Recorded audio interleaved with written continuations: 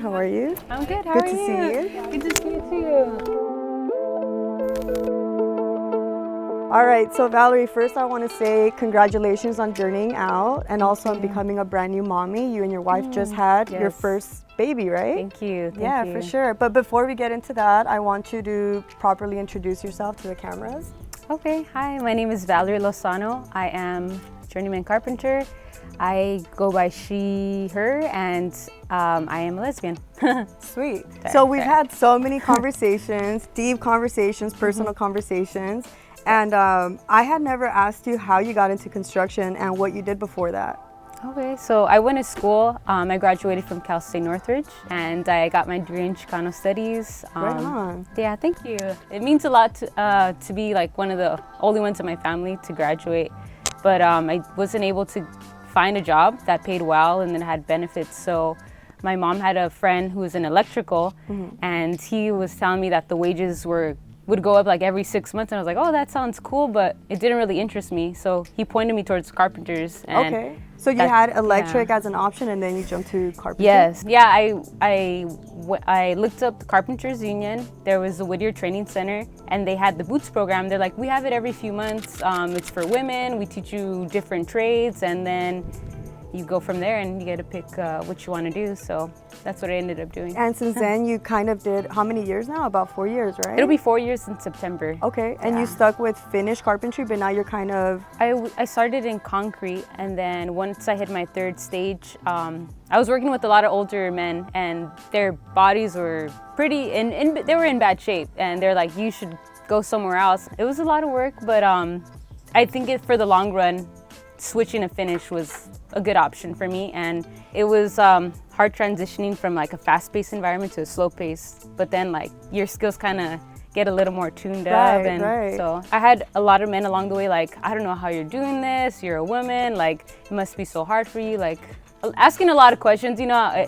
I mean, you do stand out, right? Like you're the only woman on the job a lot of the time, so. And on that note, you stand out not only as women, but being LGBTQ plus. Are you out in the industry? I am. A lot of the times, my coworkers will say like, so what does your husband do? You know, so it's like, all right, so this is another coming out story, but I'm married to a woman, and we've been together for over 10 years. So wow, that's a long time. Congratulations. Thank you. I mean, it's not easy to hold a relationship that long, not just in the LGBTQ world, but also in the straight world, right? Yes. Because you don't hear many people that last that long being so young. Yeah.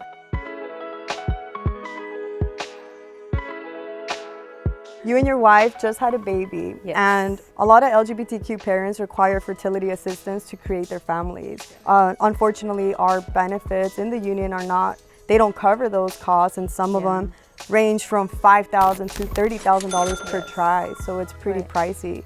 However, the perks of having benefits is that they do cover a lot of medical costs. Did you take advantage of that during your fertility and your pregnancy process?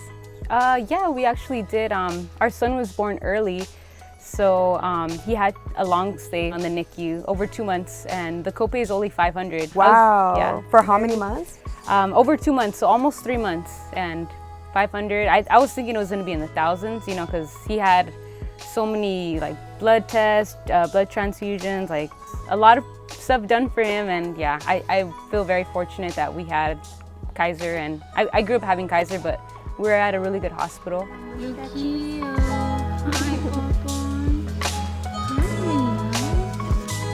Although I identify as she, her, and I'm a lesbian, I still feel for our community and our members who are also LGBTQ plus, who don't identify either as he or she or either gender, or they look like a woman, but they don't want to be labeled a sister.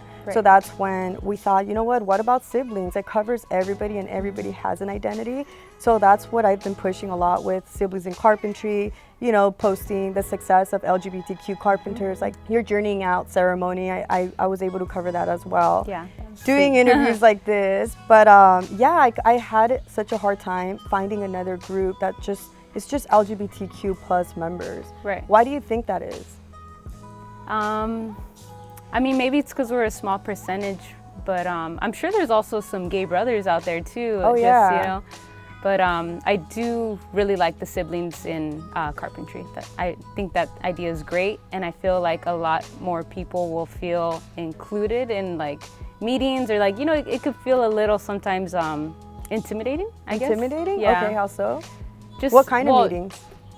Just, I guess all of them in general. It's just very male dominated, you know? So, I mean, more sisters are volunteering now. Like when I first started, I was the only woman that I saw. Like wow. Maria was there for a bit, and then she ended up leaving 213, and that's when they asked me to be in charge of the sisters committee, because I was always volunteering. I like volunteering. I've always been a person like who is interested in like labor rights, human rights.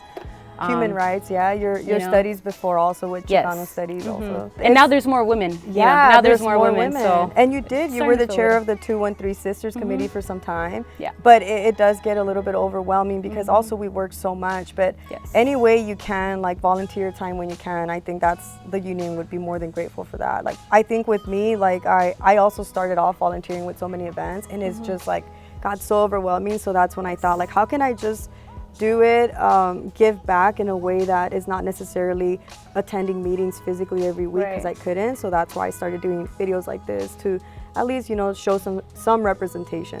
Right. When we did your when you had all the sisters come together from all those different locals, Maria was like, yeah, I'm trying to set something up for Pride, and then like nothing ever happened. Oh, right. But I feel like she was telling me to let like everyone else know, like us like younger gals, like, hey, you guys have the opportunity to do something, like you guys should jump on that. Yeah. So maybe sometime next year during Pride, we like could, that. you know, like she had wanted to do something at Pride and have the Carpenters walk. I don't know if they ever did that. So. We haven't done that yet. I don't think we've done that because I think she wanted also like a float, right? A Carpenters float with some of our gay members, but I think that'd be great. And I think if this is a baby step, I mean, these interviews were supposed to be done around Pride Month. I don't know if they'll come out Pride Month, but I mean, I'm proud every month of the year, so it doesn't have to be, it doesn't have to be June for us to drop content like this. Are there any changes that you'd like to see in our union to help us feel more inclusive? A lot of the time when you're uneducated, you're afraid, you know, you fear what how other people are, and that creates intolerance. So I feel like having the siblings in carpentry can be good for the union. And even if it starts off as one, you know, like at least that'll be one group where we can educate the men in our trade, because I know a lot of people are good at heart, you know, and they just need to be educated. I agree. We all need to be educated, you know? Yeah. So. Yeah, and with these interviews, it's cool because we're educating, we're informing. Maybe there's members that have questions that they just don't want to ask, or they don't know how to ask without offending. But hopefully watching these interviews, they can see like, oh, they can learn something from them, and maybe they can think, oh, I actually was always curious about that. I just didn't know, you know, like how to ask.